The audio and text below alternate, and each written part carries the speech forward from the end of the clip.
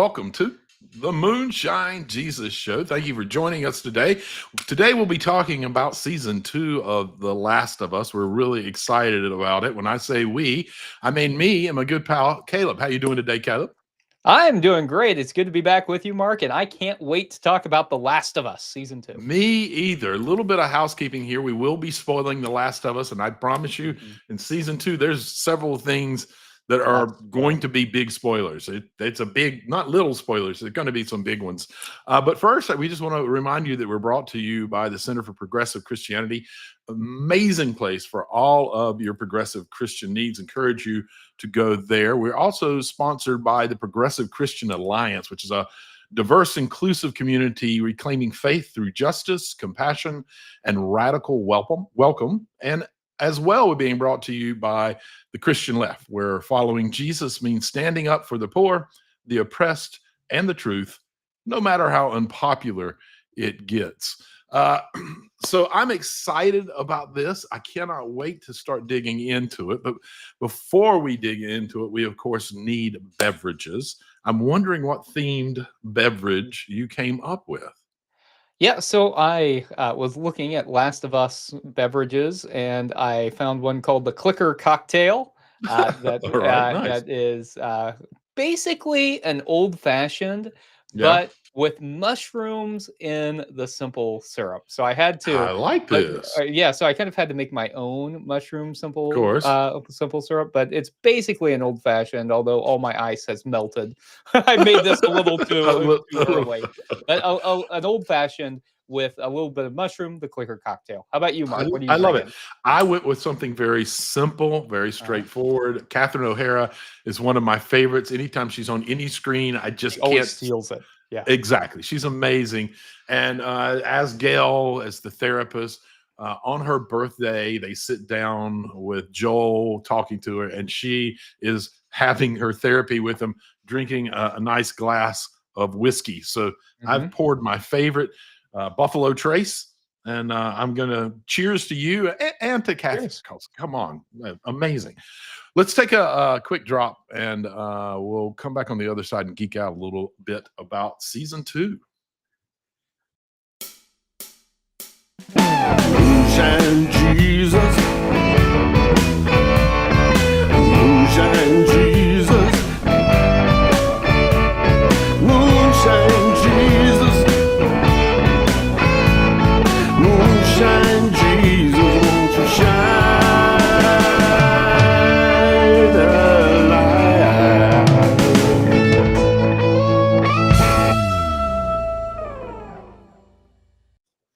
Welcome back to the Moonshine Jesus Show. Today we're talking about The Last of Us Season 2, and this is our Geeking Out segment where we do let our geek flags fly, and we enjoy talking about the geeky things about the show. And then in the next segment, we spend a little bit longer talking about theology and politics. So just in case you're not familiar with The Last of Us, it's an American post-apocalyptic drama TV series based on the video game of the same name. It's set decades after the collapse of society caused by a mass fungal infection, transforming its hosts into zombie-like creatures. So the first season of The Last of Us sees Joel taking Ellie, who's immune from the virus, across the country to a base where they are going to find a cure.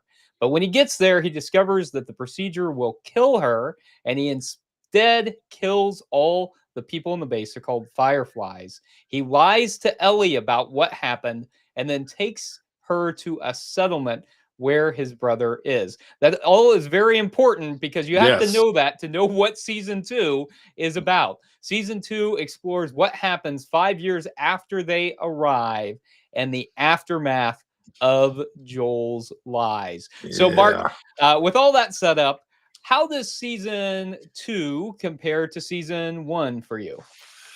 You know, I really liked season 2, maybe slightly better than season 1.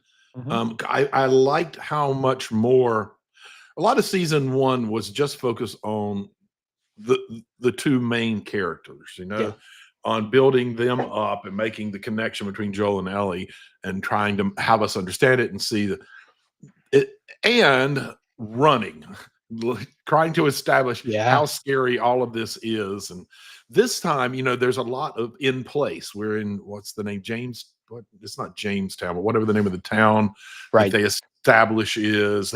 They've settled in. We get to see Not Jonestown either. Jonestown. No, it's not. Definitely not. It could have been. No, they.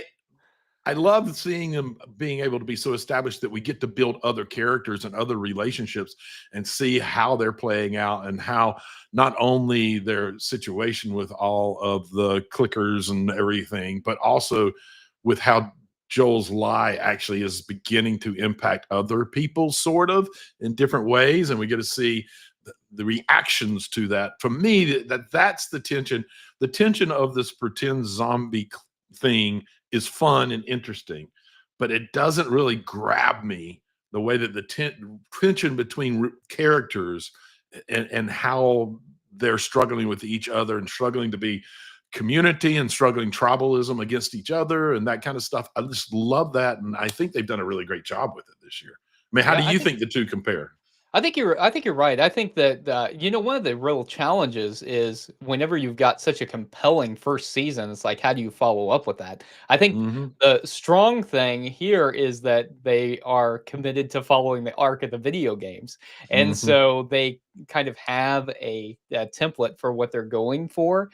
And I didn't play the video games. You didn't either. Is that right, Mark? I didn't play them. I knew people who did, and I'm a little familiar with the storyline just because I do hang out with a lot of gamers. So like, you season 3, I have a suspicion. I kind of like the cliffhanger. I have a suspicion. I kind of know just from talking to people. Okay, yeah. So I never played them myself. I know that they are committed to following the arc of the movie or of the video games, and that some of the episodes, were taken from that. So I think that helps, and I do think you're right that it's what makes it work is the personalities. They've got such strong actors too that really their chemistry is incredible, and I think they're fun to watch, and I think it is just very compelling. So, Mark, what do you think about one of the big shifts we see here? Is the first season, it is about the two main characters, but we get a heavy focus on Joel, and then Ellie comes in, and so Joel really is kind of the main character. That's not how it is in the second season. The second season, it really shifts to Ellie, and I don't think I necessarily expected that.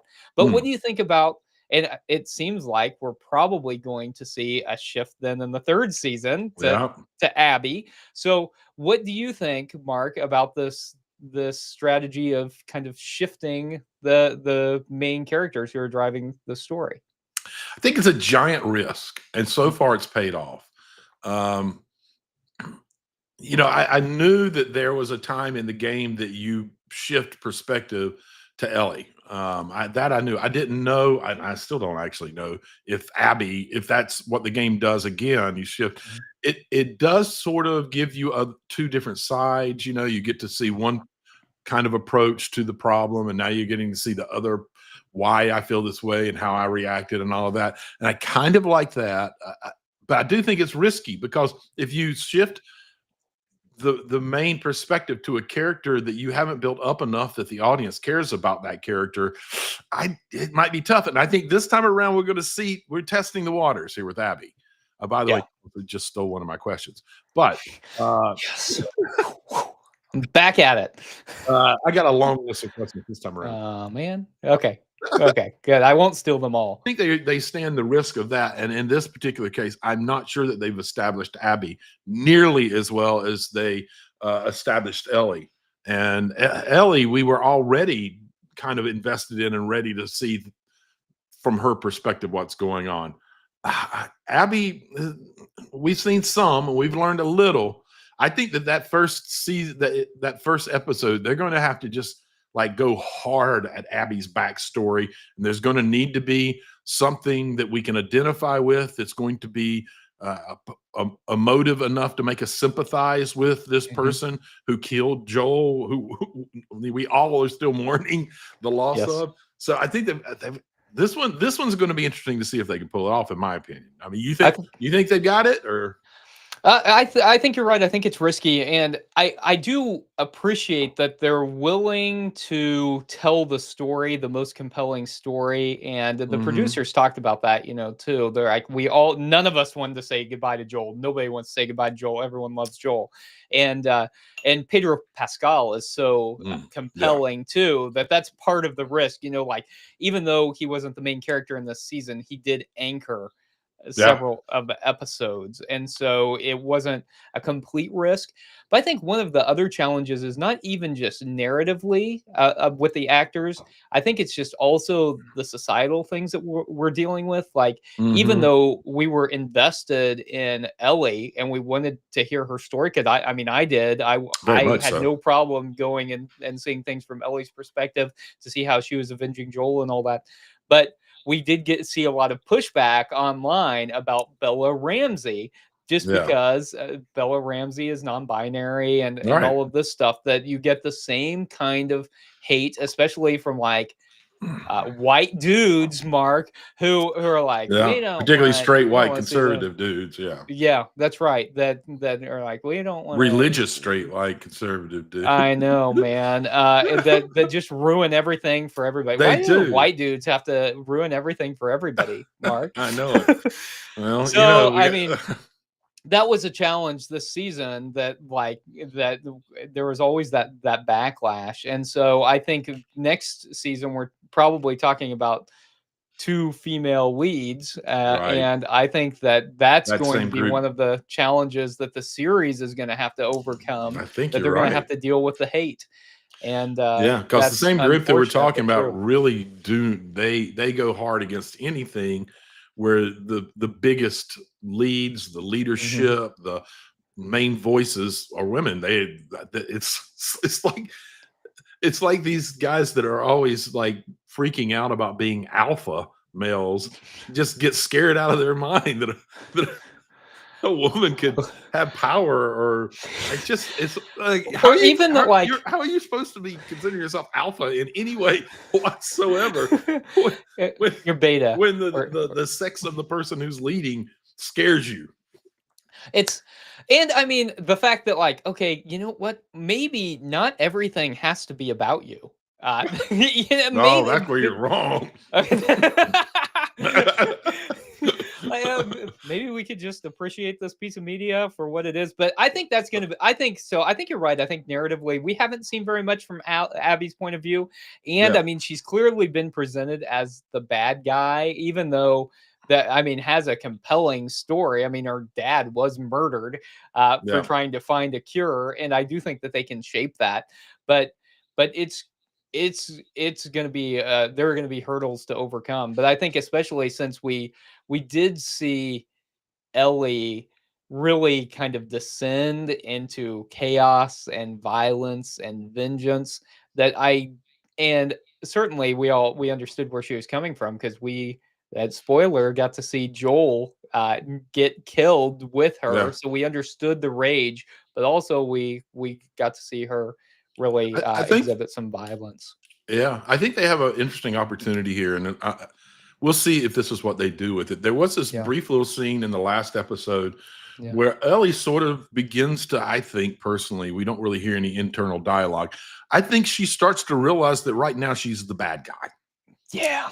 And I can't remember if it was Joel's brother or the ex-boyfriend of Dina, but one of them basically says, "Look, we're all just trying to survive here.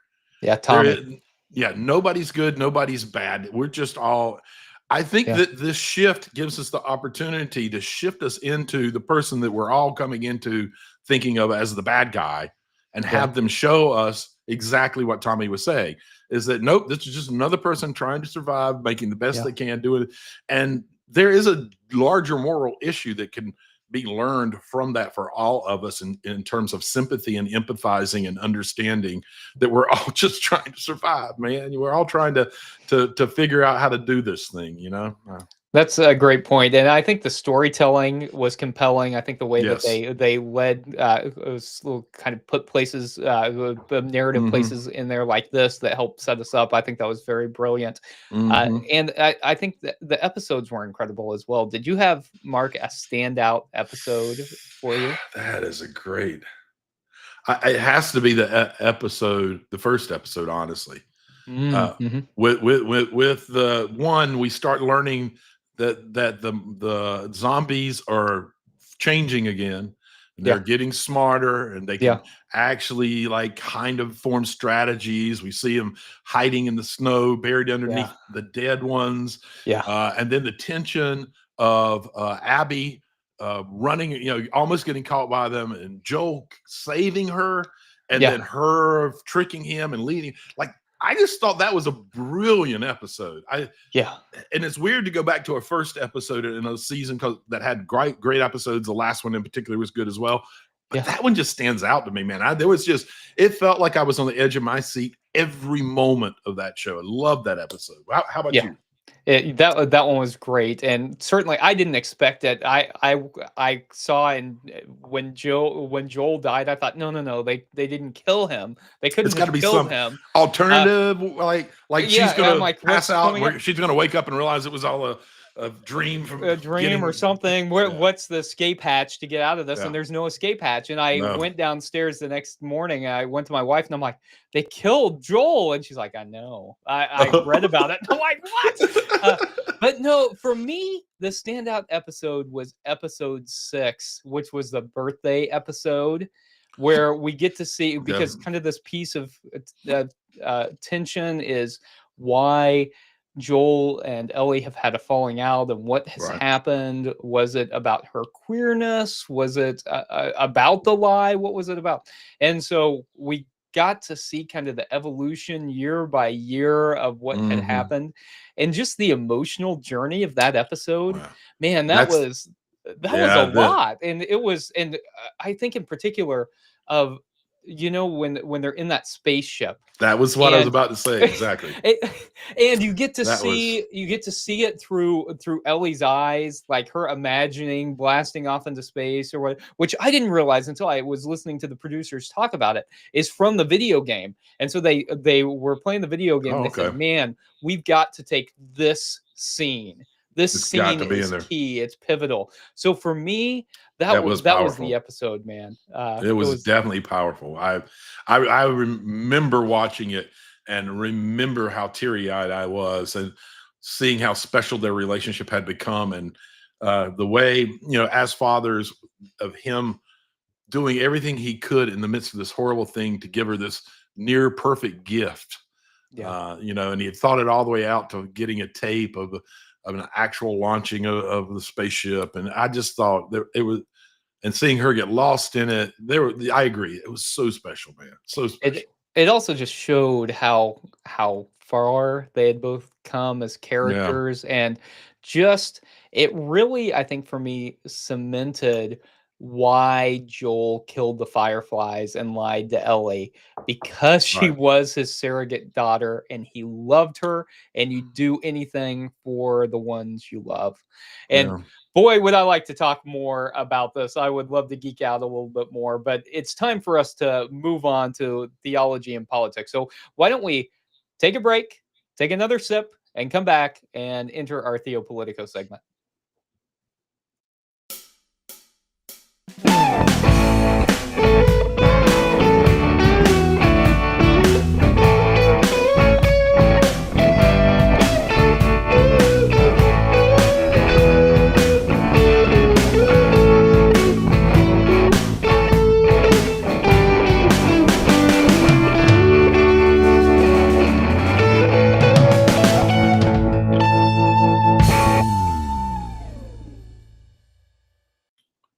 Welcome back to our theopolitical segment.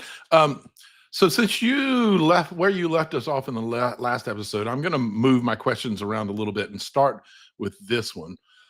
You mentioned Joel's controversial lie to Ellie, Yeah, and how we kind of start to feel and understand why he would do that, and it yeah, sort of anchors, obviously, that the whole season. It's like we've been talking about already. It seems to me that his paternal instinct to sort of protect by withholding truth Mhm. raises questions about the moral weight of our lies for love's sake. So, Mm. a question I have is: Does paternal protection ever ethically justify deception? I mean, it's a big, hard question. Yeah. I think most parents lie in some ways to their kids about different things. And sometimes it's, say, for the sake of their childhood, like, say, Santa Claus or something like that. Hmm. Hmm. Um, and for the sake of fun, sometimes we certainly omit things that are going on in our lives to protect kids. And I think Yeah, sometimes we do, or I have told untruths to shape kind of the narrative yeah, that they understand. I think it's tough to decide as a parent how I think raising kids is tough. oh It's yeah, it's a journey. I think it's absolutely, often hard to know what to do, and as they often say, there's no real manual for it, and all the manuals that are out there are wrong, right? And so, I think that I think that it's typically best policy to be as truthful as you can to your kids, and to help them understand the world in a way that is age appropriate. But I think that sometimes untruths are a part of the package.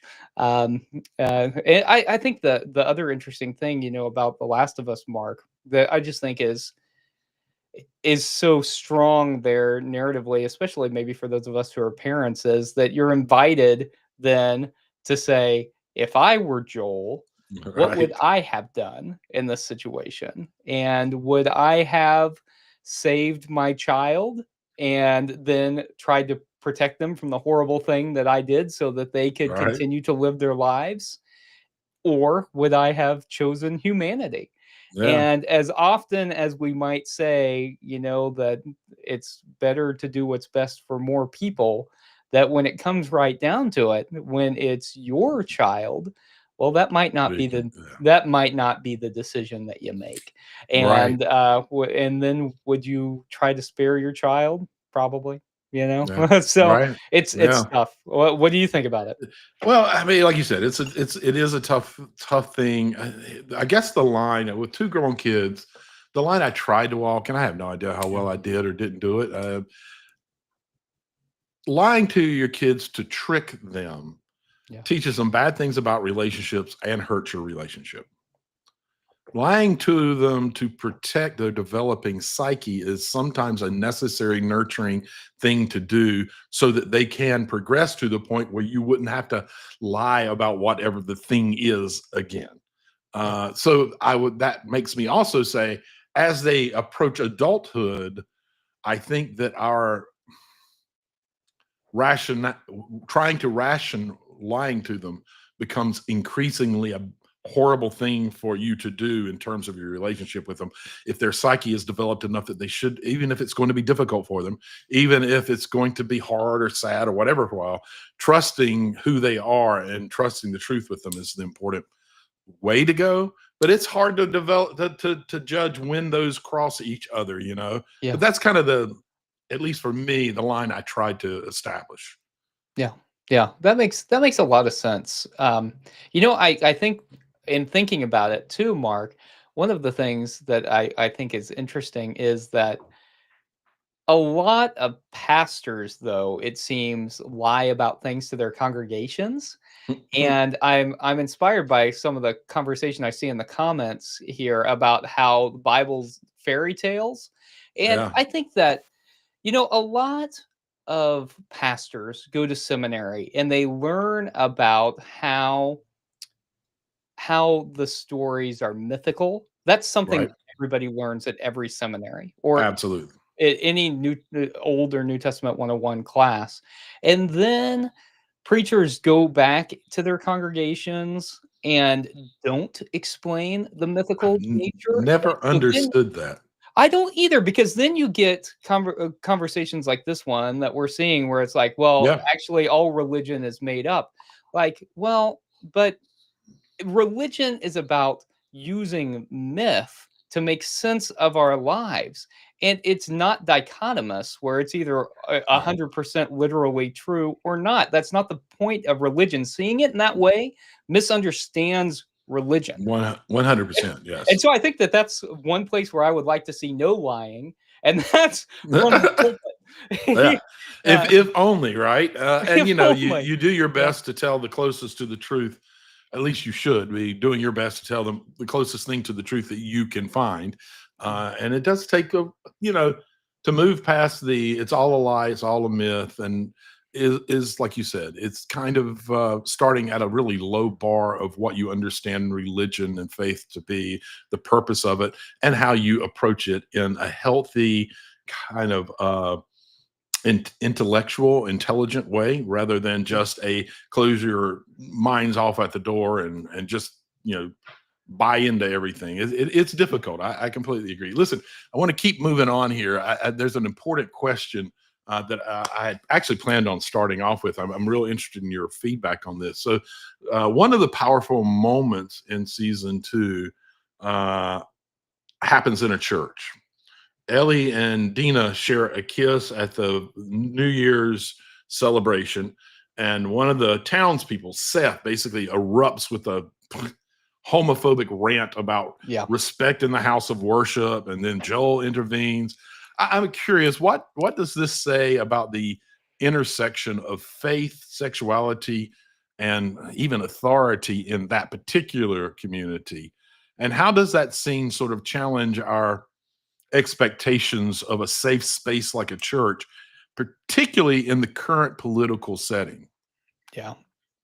So I think the church has historically done a very poor job of talking about sex and sexuality generally. That it's kind of been a taboo topic other than like condemnation. Mhm. Condemnation seems to have always been okay, but actually talking about a healthy sexual ethic, well, that's not something that a lot of religious communities have been very interested in at all, which I think is one of the reasons that we have gotten to the state that we have today, both in church and society, because Mhm. then people feel like they're the enforcers of the puritanical sexual ethic Right. that either churches have prescribed or that churches people have inferred because churches haven't talked about it enough. And so I think that this is a pretty good example in The Last of Us, where we see this guy who sees himself as the enforcer of Yeah. the sexual ethic and religious norms. And of course, he's also drunk, and that's part of the thing too. And Right. so he lets his guard down, and Joel then does the Joel thing and tries to create the safe space for Ellie like he Right. always has. But I think churches need to make a more active role in talking about sexual ethic and creating actual safe spaces. Yeah. So not just say, "Hey, yeah, we want you here no matter what," but take active roles into saying, "You know what? We are going to give you all the tools you need to develop a helpful theology." So I think then what that means is that starts in a community where you can practice, because that's Yeah. what churches should be when they're at their best. It's places where we Absolutely. can like practice doing community and stuff. And then that never stops with the four walls of the church. So then That's it right. goes out into the world, and we then proclaim a healthy sexual ethic that includes LGBTQ plus folks, that is not puritanical and like sexual practices. And instead we see that we have an obligation to work for a more inclusive sexual ethic out in the world.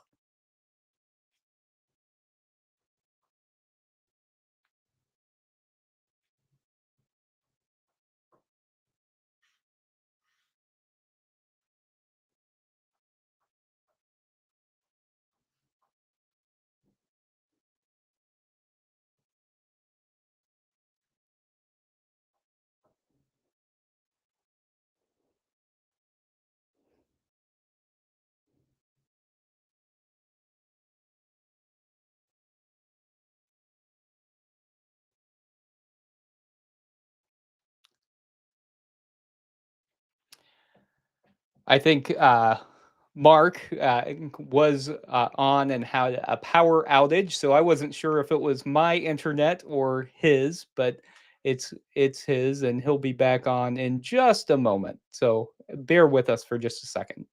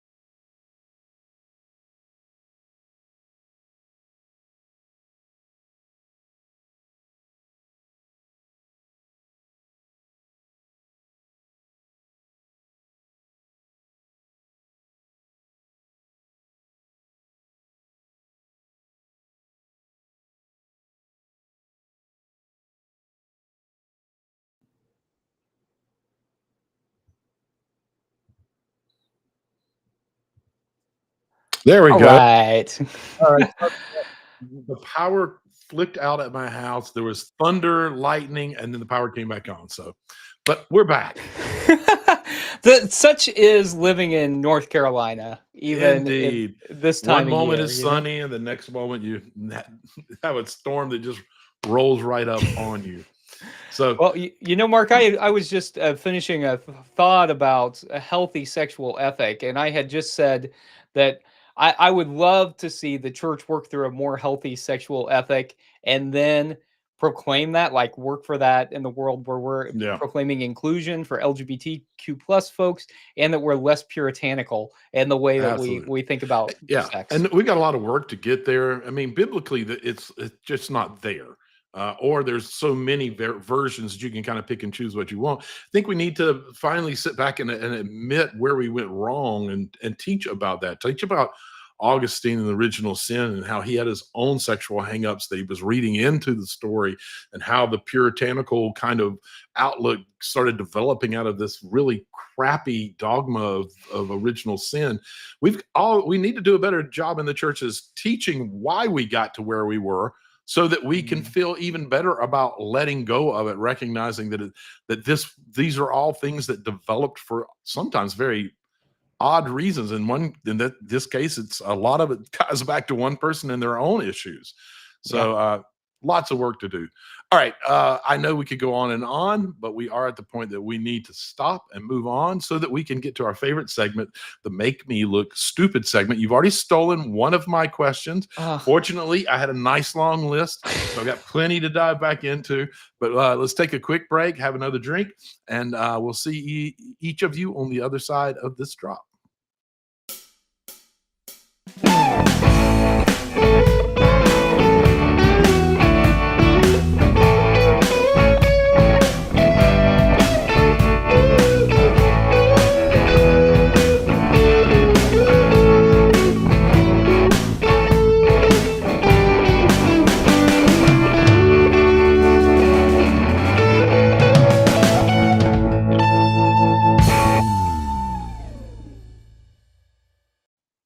Welcome back to the Moonshine Jesus Show. We're entering our favorite and final segment, the Make Me Look Stupid segment, where we try to make our co-hosts look stupid, maybe by asking a question that we think might stump them, or asking them a question we're curious about, or maybe making a prediction. Mark loves to make me look stupid in the future. That way it's a kind of a double dip, right, Mark? You can. Yeah, it is. It's beautiful, man. It is kind of beautiful. Or sometimes I'll be like, Mark, let's make 15 projections, and then I make myself look really stupid because then I miss them all now. Yeah, sometimes I don't have to work at it at all. You do it to yourself. He does, sometimes you don't. So, Mark, today I've got a question for you. I love to pull some lines, and one of the standout lines for me was from the episode where we got to see Joel kind of interact with his father and then interact with Ellie, and he said, I hope you can do better, a little better than me. And so his dad said that to him, and he said that to Ellie. Yeah, I remember that. It's the producers talked a little bit about that, and they said that they put that in there to show that the series and life isn't just about trauma and pain, it's also about progress. So I'm curious, Mark, what do you think about that as kind of a mantra for life? I hope you can do a little better than me. Is that good enough? Just a little better or not? What do you think about that? I have mixed feelings about it, honestly. Yes, life is about progress, and you certainly hope that as generations go on, that we learn from previous and we do better. Particularly in things like generational trauma and that kind of thing. We need to improve and do better. But I also don't like the pressure that puts on a young person. If you're saying it to your adult child, it's a little different. But as a kid, like trying to hang that kind of baggage on their shoulders, and ultimately people tend to say it in a way of forgiving themselves for the shit they messed up. That part I don't care for much, but I can see some of the value in it. How about you? Yeah, I think especially like the context we see it in the show is exactly what you're just talking about. The dad is beating his kids, and instead of beating them that one day, says, well, I hope you do a little bit better. Like, that's letting yourself off the hook. Yeah. I think it also, fails to recognize contextualization, that sometimes things looking better depends on what you're talking about, and and depends on what your situation is and how well you're able to do. I think it really depends on what you mean. But also I agree with you, Mark, that like life in general is about trying to make progress towards something better. But I think like in some situations we need to do more than just a little bit better. Like if the bar is not beating your kids, like it feels like you can do a lot better, a whole lot better. And it feels like if our bar as a society is racism and homophobia and nationalism, like we need to move far beyond that. So like I hope that we, not just the next generation, I hope we, like right now, move far beyond where we are as a society right now. Completely agree. And we make a whole lot of progress really quickly. Yeah. Okay. You got a question? You got a question? Yeah, I agree. Yeah, here's my question for you. And I've got two that I'm trying to decide between. One of them is just about the storyline, I want us to keep digging into a little bigger questions than that, I think. So Ellie, at this point, has lost Joel. She's lost Dina.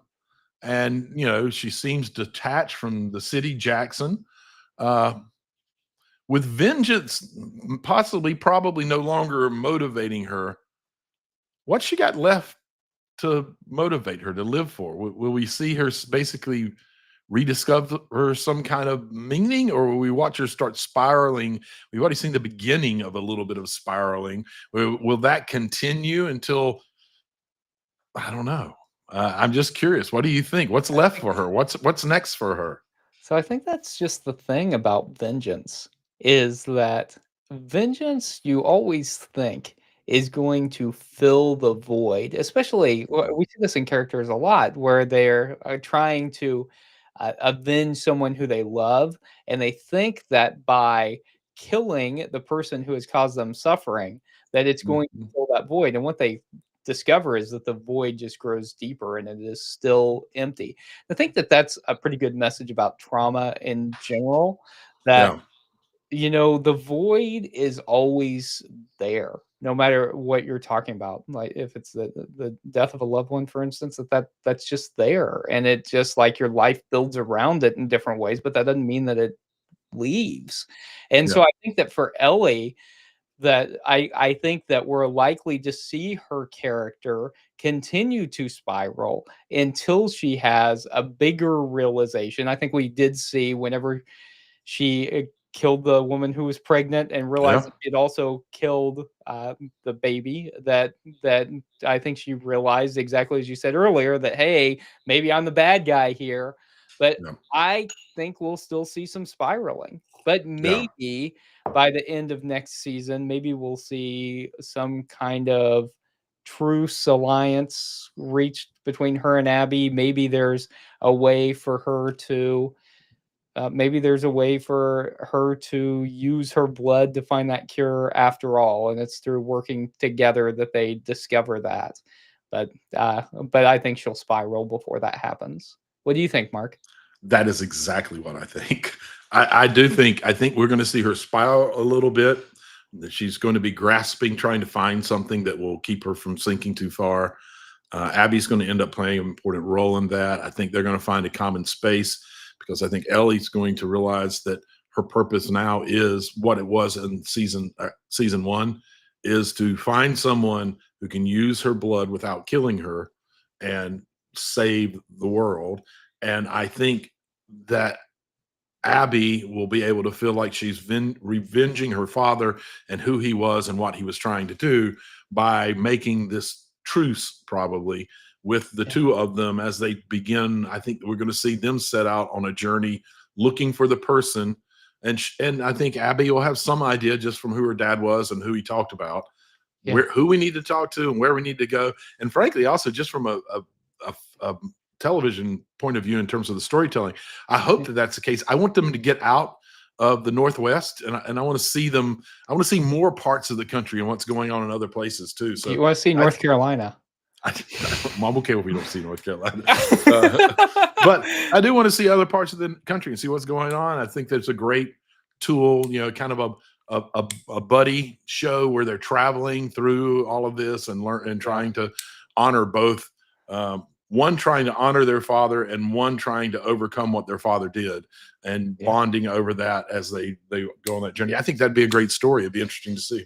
So, Mark, do you think if they're able to find a cure for this using Ellie's blood in a way that doesn't kill her and allows her to live a more full life, do you think that justifies Joel's decision to let her live, even though there are potentially, I don't know, thousands, hundreds of thousands of people who might get Who died? infected between now and then? Yeah. Right. Um, it's that hard question. Morally, was what he did right? I think from a very non-emotional moral evaluation, no. Yeah. It's the many who outweigh the one. But a lot of it has to do with how he went about it too. He just started making choices and started killing people rather than saying, hey, let's talk about finding a different way of doing this or that. So I don't think it really justifies the way he went about doing it. Justifies the fact that maybe she shouldn't have been killed. Um, Yeah. maybe they weren't working at it hard enough. I don't know. Yeah. Second guessing what's already happened is fun to do, man. That's a easy. And almost always futile. Exactly. Right? Exactly. Because because what has happened has happened. So Mhm. I really have appreciated this conversation, Mark. And It's been oh great. man, how great is it to have incredible TV like this? You know, that really Yeah. is entertaining. It's meaningful. It gives us a narrative to think about where we are Yeah. as society and all that. Man, that is good I TV. absolutely Good love it. storytelling. Yeah, agreed. I'm with We you. need I'm with more you. and more of it, man. We definitely do. We do. And Mark, I know we were talking a little bit before the show, and we Yeah. were saying, well, what are we gonna watch next week? And you had an idea for Elio, this Yeah. animated sci-fi movie that, as I understand it, I've seen some of the previews because I've been to a lot of kids' I imagine you movies, have. Yeah. and about a kid who tries to get abducted. I think by Yeah, and he aliens. does get abducted, and he ends up being, as I get it, he has to represent the Earth in as he travels, and it gets him in all kinds of trouble, I think. That sounds like a lot of fun. And we And can use a my little breathing oldest space for something like Yeah, that, right? we do, and I mean, maybe with the like something a little lighter, maybe is good with Yeah, everything going on in our absolutely. country. And And you my and your daughter has been kid's out of bugging me. school, right? But yeah, my oldest is out of school. She's been bugging me. She said, "Hey, we gotta go Perfect. see Elio," and so this was a perfect suggestion. Mark, works really well for me and my Excellent. schedule. If I can I double dip, love it. please my daughter and watch something from Moonshine Jesus, It's the best. fantastic. It's a And so I hope win-win-win you right all there. can watch it too and that you enjoy it.